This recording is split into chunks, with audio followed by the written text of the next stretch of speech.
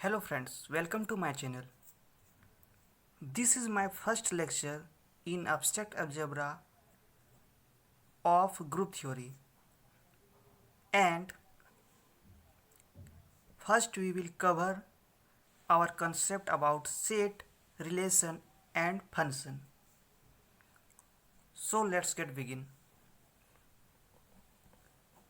Set. We will see the definition of a set here. We can define it as it is a collection of well-defined elements. The other names for elements are objects, members, things, etc.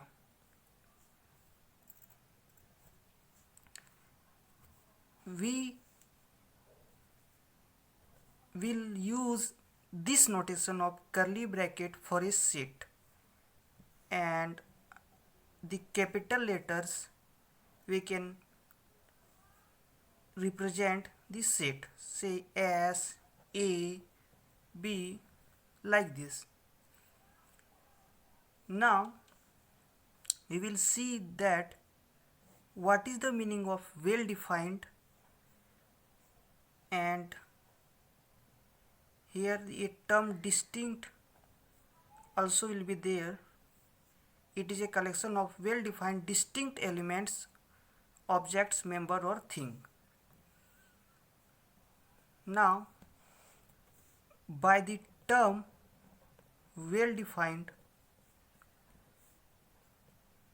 we mean that there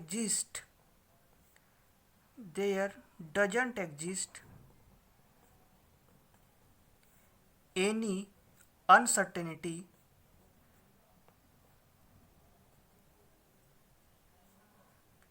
regarding the inclusion or exclusion. That means of the elements, that means any element will come or will not come in the set is very certain. Now we are giving some examples here, and you have to say whether it is a set or not. Examples. The first example is collection of first four natural numbers. It can be represented like the curly bracket 1, 2, 3, 4. So all the elements are distinct and also well defined. That means this, if you take an element say 1, then it is very certain that 1 will come in this set. Similarly for all the elements here. So this forms a set.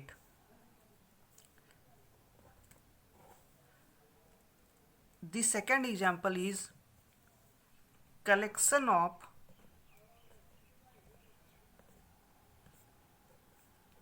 first four real numbers. Can we define the first four real numbers? Absolutely not. So we can also define the four distinct real number, but we can't be sure that those real numbers are well defined first four real numbers in the set of all real numbers. So this will not be well defined, not well defined. So this is not a set.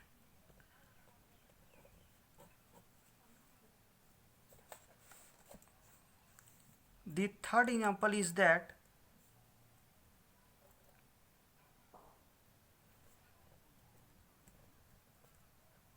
collection of best four movies.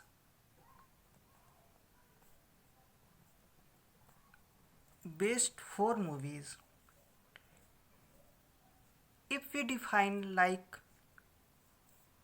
these are my favorite four movies, say Three Idiots, Avengers, Interstellar,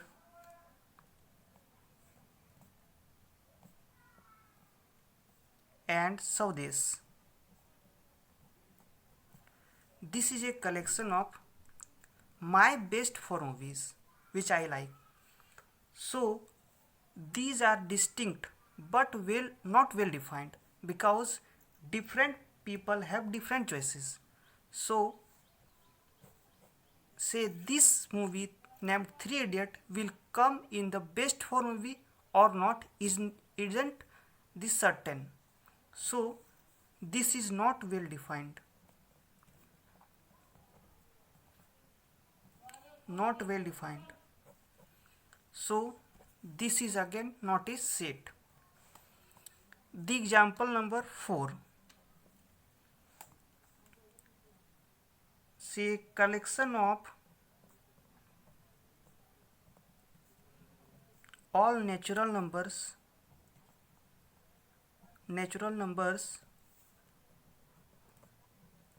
which are both even and odd. So the collection of all natural numbers which are both even and odd, it will be a empty set. That means there exists no any element in this collection, and this is represented by the symbol phi. This is called phi. Also this is called empty set or null set or void set. That means any collection in which there exists no any element forms a set called the empty set, and it is represented by the symbol phi. Now take some collection yourself and check whether they are forming sets or not. Now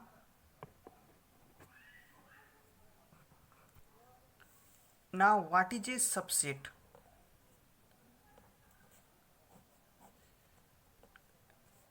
This is again a set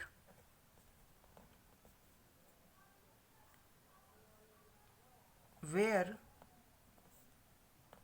all the elements are from the bigger set.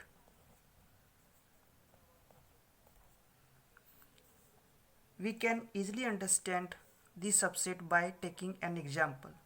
Say a set S1 is 1, 2, 3, 4. It is the first four natural numbers.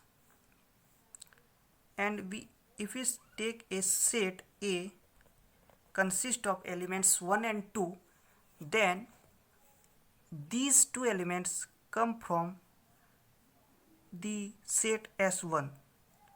So we will say that this set A is a subset of this set S1, and we will represent this subset by this symbol. It implies A is a subset of S1. And for some note, the empty set phi is always unique. That means there exists a unique empty set for all sets and is a subset of means empty set is a subset of all the set. For all the set, the empty set is a subset, and this set itself is also a subset of the set. That means here this set S1 is also a subset of S1, and the empty set phi is also a subset of S1. Also phi is a subset of this set A also. But these two phi are not different but the same, because phi is always unique. If all the elements of two sets are equal, then this is called a proper subset. That means S1 is called a proper subset because both the sets have common elements. All the elements are common. But if some elements are less in the set, that means here the element 3 and 4 doesn't belongs to A. So we will say that this set A is a proper subset of the set S1. This is called proper subset, where some element, at least one element, are missing from this set, from the bigger set. So this is called a proper subset. We also represent this like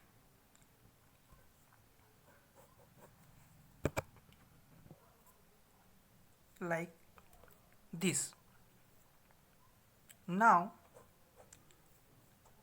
if we take an element set 2 from this set S1, then we will say that 2 is an element of S1 and this element 2 belongs to the set S1.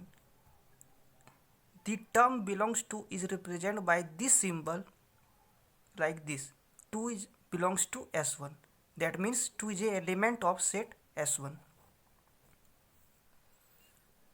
And for proving the subset, say here A is a subset of S1, we will prove that if we take any element X from set A, and if this element, arbitrary element X, belongs to the set S1 also, then we can easily say that this set A is a subset of S1. So from here we take the first element 1 from the set A, then 1 also belongs to S1. Also 2 also belongs to this set S1. So A is a subset of B.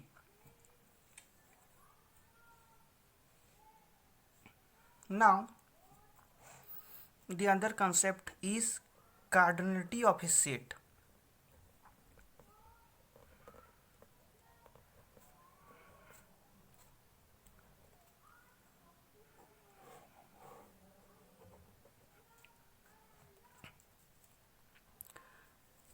Cardinality of a set is defined as the number of elements in the set.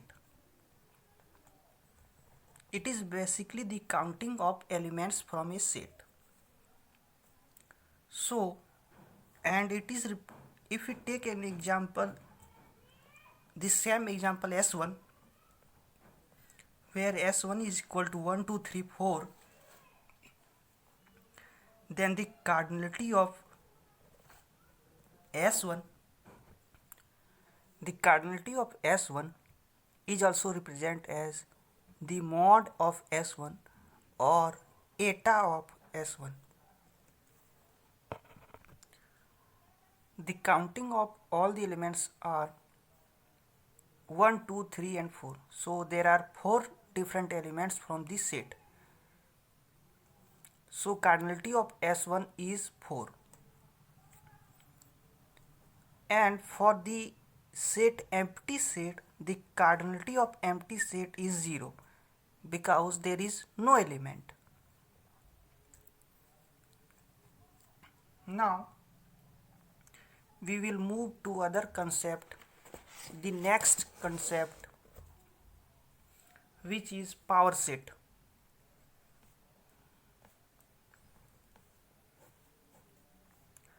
Power set is represented by P of A. If we take a set A, then the power set of A is represented by P of A, and it is a subset of all the subsets of A.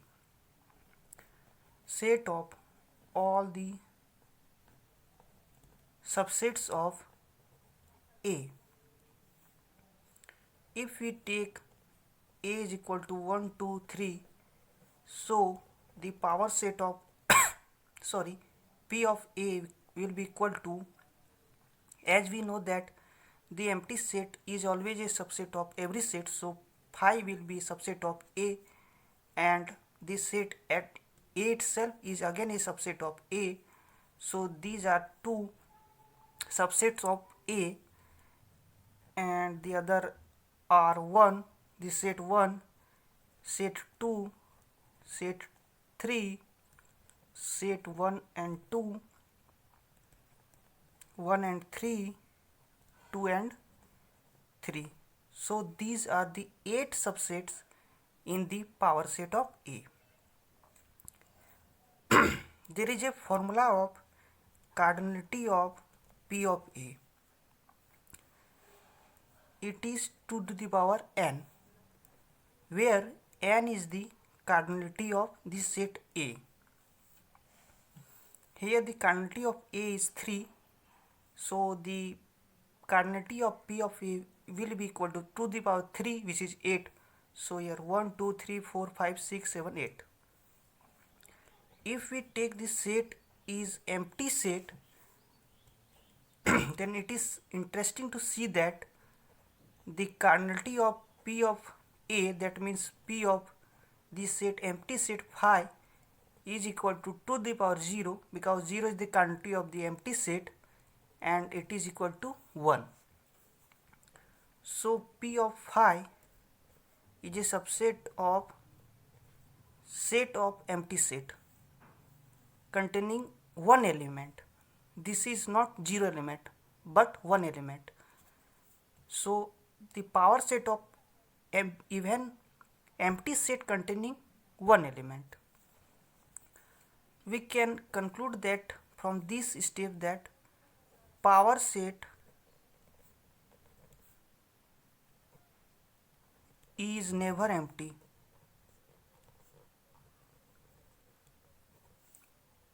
It also implies that power set cardinality of power set of any set is always greater than or equal to 1.